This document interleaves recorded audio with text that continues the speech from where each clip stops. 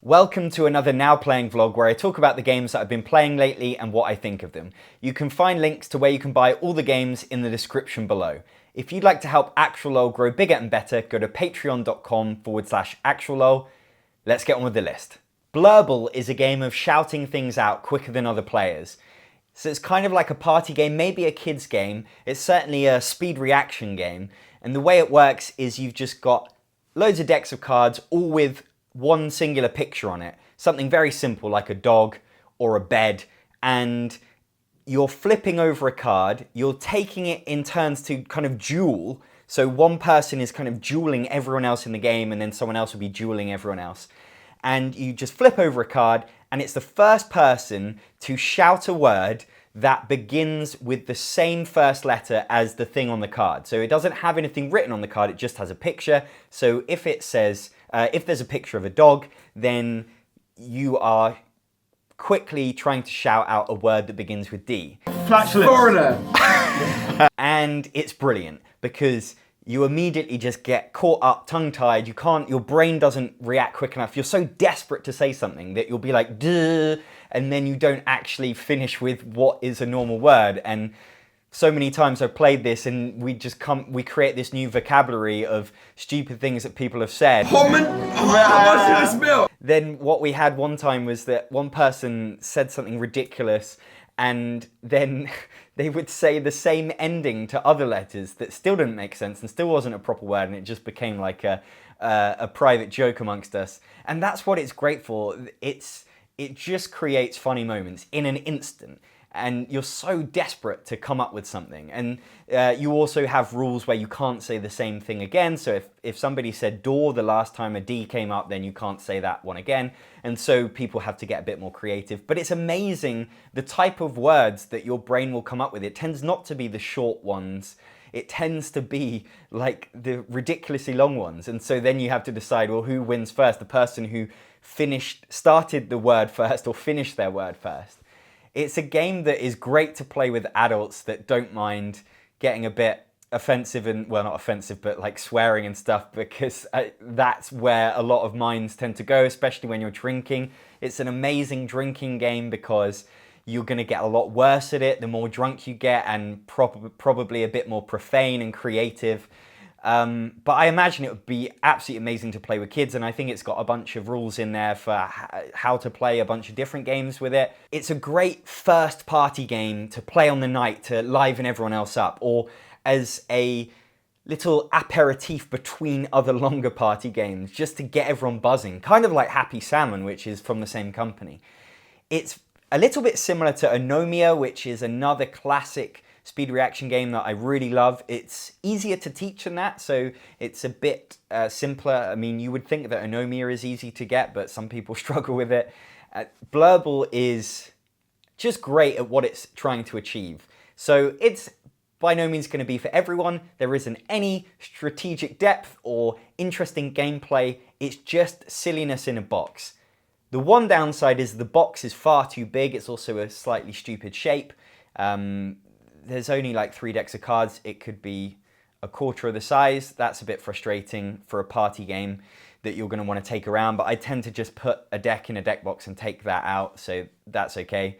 And so what more can I say about this game? It's too simple to talk about really, but I love it. It's getting a seal of actual love because every time I've played it with a bunch of different groups, I played it on a stag do, I played it with people that have never really played board games before, I played it with great friends, it just made everyone laugh.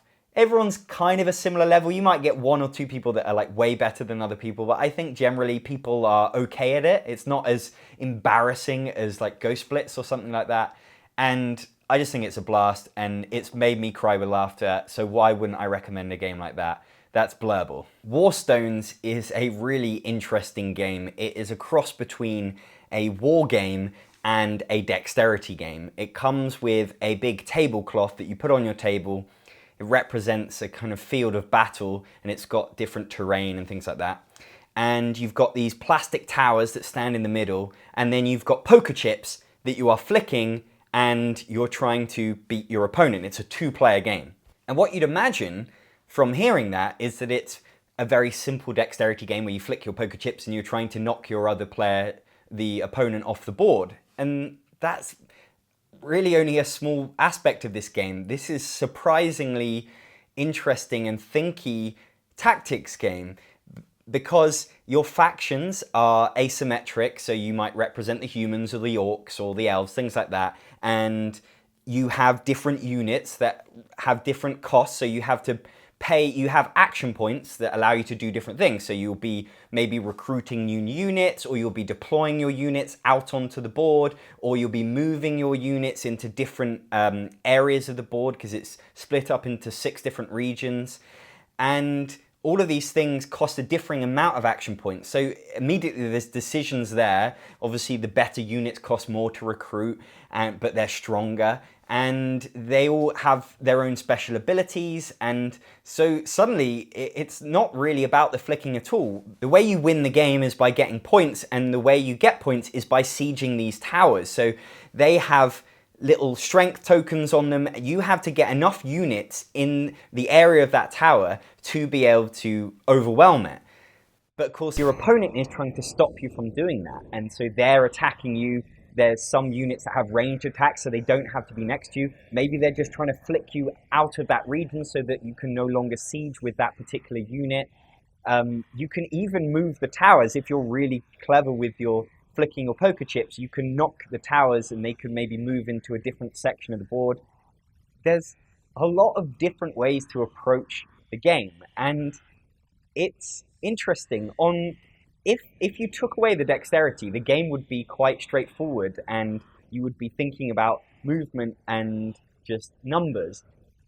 The dexterity adds the only element of randomness into the game, and what I love about that is that it's randomness created by you, so there is definitely a reward for being skillful. And yet it isn't necessarily like a really hard dexterity game because you're just flicking poker chips. But there are things like you really want to get into a certain terrain, because if you're in the forest, you'll be protected from range attacks better. If you flick them into the river, then their defense is going to be lowered and things like that. So those are really nice little aspects to the rules that aren't overly complicated and yet give you something to think about. Deploying a unit only costs 1 action point, so you really want to get them out there. But when you deploy, you want to get that shot so perfectly right, maybe knock someone else off, because if you ever want to move that unit again, it costs you 3 action points, which is absolutely massive. And so you're not often moving your units, but sometimes you have to spend all of those 3 action points just to be able to try and flick your opponent out of the right spot. And so I'm guessing you can tell from the enthusiasm in which I'm talking about it that I really enjoyed playing this game. I was surprised by that. I was expecting it to be kind of light and silly, and I don't tend to play that many 2-player games, and I don't tend to play, you know, it's got a fantasy theme, and it's also kind of characters and character powers, and I don't know, it just didn't seem that appealing when I was kind of coming to it. And then it's when you play it and you realize what is actually going on that you're sort of, wow, this is interesting and it's different. It has different faction packs as well. So as expansions, you can just buy a bunch of extra poker chips and they represent a different faction, maybe the dwarves, and they will fight slightly differently with different special powers. So you can make the game different in that respect. And there's also different scenarios about where you place the towers, and you can add in some extra bonus rules. And we had a tower defense one where we were trying to defend our own tower. So if someone was ever able to siege your tower, they immediately win the game, or you can win by getting points from the more generic towers. Lots to think about in this game. Really nice poker chips. The tablecloth itself is really thin, and so I found that it worked a lot better with the sliding of chips by having like my felt underneath it and then on top of the table. But it may also depend like how flat your table is. I had some ridges in my table. The one downside for me personally is that it's too deep to fit onto my tables, and so it kind of hangs off the edge. That might not be a problem for Americans with massive tables, so that's a real shame. And yet I'm still keeping this game. That's how much I enjoyed it, is that I really want to try it again, and it's just such a different experience than anything else I own, and it doesn't even really feel like a dexterity game. So yeah, I'd love to see more happen with this game. I would love to see maybe a fancier playmat get released, like a proper neoprene one, and more expansion things. This is from the Italian publisher Red Glove. I don't know whether the game is being distributed in America yet, or if it will be. I really hope that it does. I would definitely urge people to check it out at Essen and maybe at UK Gamers Expo as well, because looking at it, you might not think it's anything special, and I definitely think it's worth trying out. That's Warstones. DVONN is a 2-player abstract game. This is part of the GIP project line of games. Yinch and Tsar and Link and a bunch of other games, all designed by the same guy, and they are all relatively simple rules but quite deep in terms of strategy abstract games with these lovely ceramic type pieces. The way the DVONN works has some really cool ideas in it. Basically, you set up first, you're going to take it in turns to put your pieces out on the board. You play white or black, and when the board's set up, then you start moving things. When you move a piece, it has to go on top of another piece. When you move something, it moves as many spaces in a line as the pieces in the stack. So as you start to get bigger stacks, if you've got a stack of 3 pieces, it has to move 3 spaces and 3 spaces only. And so that in itself is just a very interesting but obvious kind of concept that is quite fun to be thinking about. Then the other interesting thing of the game is you've got these 3 DVONN pieces. They're red, neither player owns them, and they are somewhere placed on the board. And if any of your pieces ever are not connected to those red pieces anymore, then they are lost from the game, so they're out. And so you can sometimes cut off swathes of pieces and just remove them from the game because they no longer were connected as part of a big group with a red piece anymore. And so that I find really interesting and has a nice spatial element to it. The trouble that I had with the game was that I just wasn't good enough at it. I could never look far enough into the future, visualize the turns, to have any really idea what I should be doing on one turn to the next. And then suddenly you get to the end of the game where the decisions, like the last few turns, the decisions feel really meaningful, but it also feels like the fate of the game has been already sealed many, many turns previously, albeit we were completely oblivious to that. So every single move, I have no doubt, has great importance, but I can't see that importance. And so we were really just, I played it a whole bunch of times and we were really just making moves and being like, okay, I'll do that. And I guess it's fairly easy to worry about being connected to the red pieces, but you're just not really sure how to get the bigger stacks. And so, yeah, we would just get to the end and suddenly it got a bit interesting in those last few moves, but then you also just felt quite hamstrung about what was available. Also, what we found is that we would lose these big stacks of pieces because the way the game works is that you have to keep moving pieces until nothing can be moved anymore. There's no more spaces to be moved to. And we would find ourselves with these big stacks that we'd worked hard at building up, and then they just get cut off because we hadn't foreseen it. And that in itself was quite frustrating. So I have no doubt that if you play this game 20 times, that it would have some depth. And I can believe the people that love it, and it's a relatively old game now and people absolutely rave about it. I can see that there is some potential there, but for me, I need a game that I can put on a shelf for 2 years, bring it back off, and just jump straight back into it. And I'm not even into it right now, and I've played it a bunch of times in quick succession. So that's where it is for me. It also has this setup phase of the game where you're putting the pieces out onto the board, you're taking it in turns, and I just found that to be quite dull because, again, like even more so than the moving phase, you have no idea why you're doing anything. And so we just kind of raced it through, and one time we played, we just put it out at random. Maybe this game just went over our heads, but it felt like in the earlier rounds, there was just too many possibilities to have any clear idea in your head of what you should be doing. You play a game of chess and you can think, okay, if I move that one, then might move that one, and then I could move that one. And you can see forward, and chess isn't a simple game by any stretch. That felt impossible to us in DVONN until it was too late. And so really the fate of the game was made up by a collection of blind mistakes that none of us could see, and really the winner could have just been picked at random. Ultimately, I prefer a abstract game like Onitama or Tak, where it's immediately clear what I should be doing on my turn, where I can see into the future with the things. And there was just something about the way those stacks move that I just couldn't visualize it in a way that I can with those games. The pieces are lovely, and I've decided to keep them to use in Tak, but the game itself, I would be happy to never play again. That's DVONN. Mafiozoo is a Euro game with a slightly quirky theme where you're trying to control mobsters, but the mobsters are actually zoo animals. And the way you do that is you've got a bunch of cards that will relate to different mobsters on the board. So there's something like 12 different mafia people on the board, and you are trying to place influence on them, which are represented by these plastic gems that you have.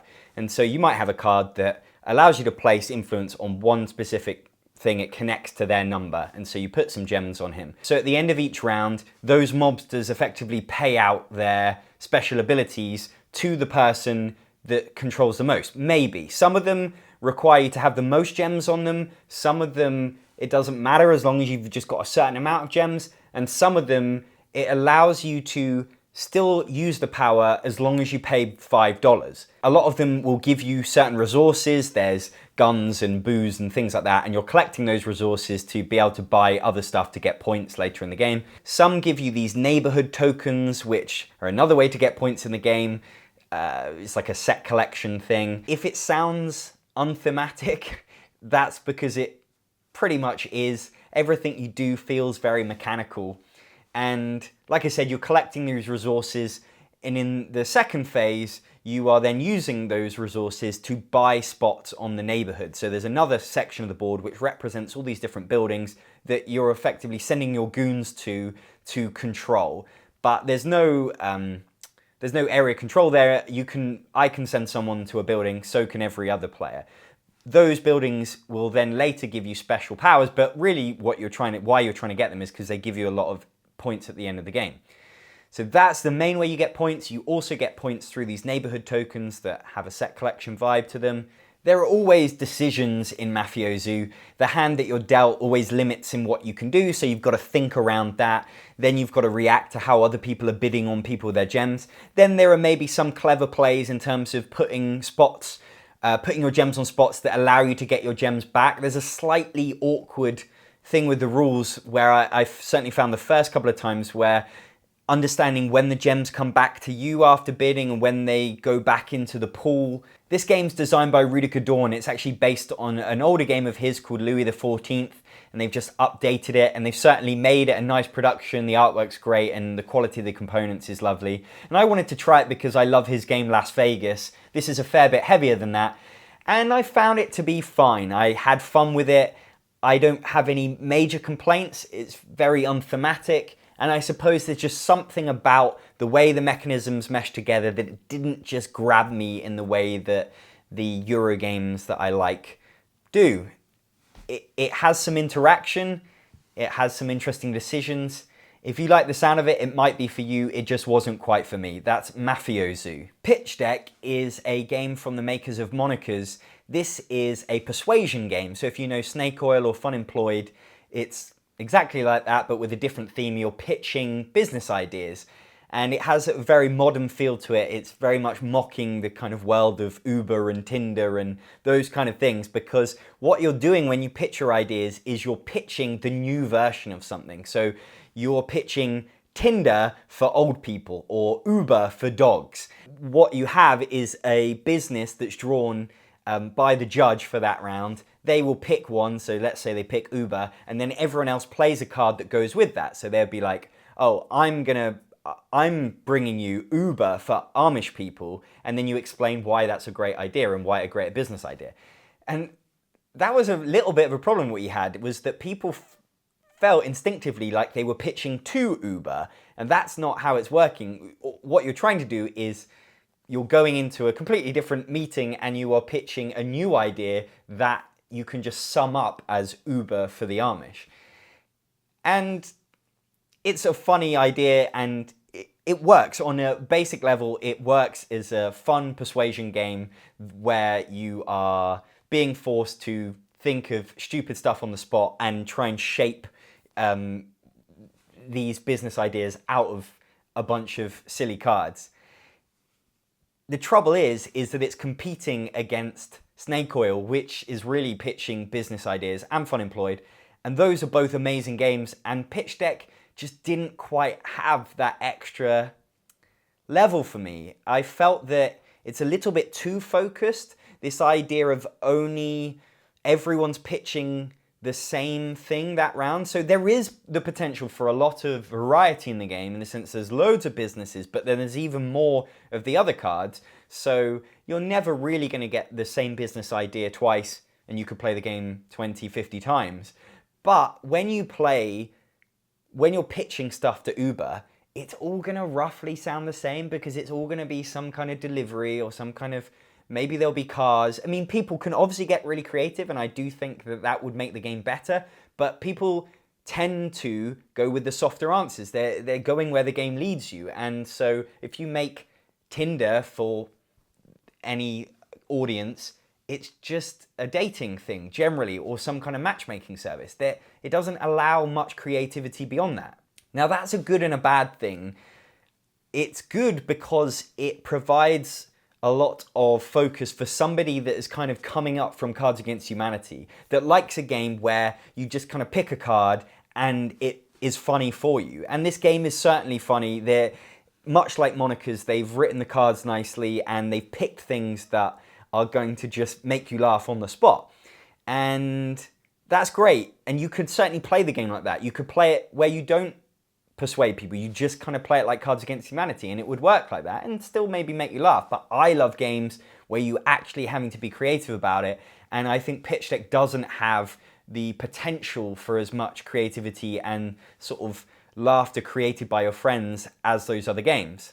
It's also an adult game. I would say it's got a lot of racy cards, nothing offensive overtly, but just stuff that is going to create adult topics. So you couldn't play it with kids. And again, would be maybe a nice transition from Cards Against Humanity, because it isn't offensive, but it is in a similar realm in that respect, and you could almost wean people off of Cards Against Humanity with Pitch Deck. So I think it's good for that. The game has another aspect to it which aren't in other persuasion games, which is these investment tiles. So imagine you're all playing these modern businesses, and once somebody's done their pitch and the winning pitch is picked, you all then invest in it. You pick one of your investment tiles at random, and they all have an amount of money from 1 to 8,000, and then you put it on. Put one of those on the winning pitch, and at the end of the game, they're all revealed. And the winners of the game are the person who pitched the business that was invested in the most, and the person who invested the most in that business. So it creates a little bit of a meta game, and it's also somewhat of a voting system as to which was the best business overall. But it's also a little bit weird, because when you pick your 2 tiles at random, you might just get the 1 and the 2, so it doesn't really offer you that much agency in terms of voting with those investment tiles. I think it's like a nice mini game, and it almost draws attention away from how you pick a winner. But I also think it's completely pointless and adds so much to the box and the expensiveness of the product that I do think it's a bit of a waste of time. I absolutely would love to see pitching games with a new twist. I just don't think that the investment twist is quite what I was looking for. So overall with Pitch Deck, I think it's a fun game to play. I could recommend it, but not above all the other persuasion games that you should just play instead. So if you happen to come across it, or somebody invited you to play it, yeah, play it, you'll have fun. But play Snake Oil or Fun Employed instead. It's got wonderful artwork on the cards. It's got this really nice kind of modern vibe. It has all the different logos of companies, but they're all like dripping and slightly edited, so they can't be done for copyright. The box art itself is kind of ugly, and it's too big for a party game. I feel like the humor is a bit too insular. It's a bit too kind of 20 to 30-year-olds, city folk, New York people, London people. It's not going to be so hot with everyone and families and older people, and that's maybe a bit of a shame as well. So It might suit you, but it wasn't quite for me. That's Pitch Deck. Those are some of the games I've been playing lately. There's links to where you can buy all of them in the description below. If you like this video and you want to see more, please subscribe to the channel. I'm John Purkis, thanks for watching.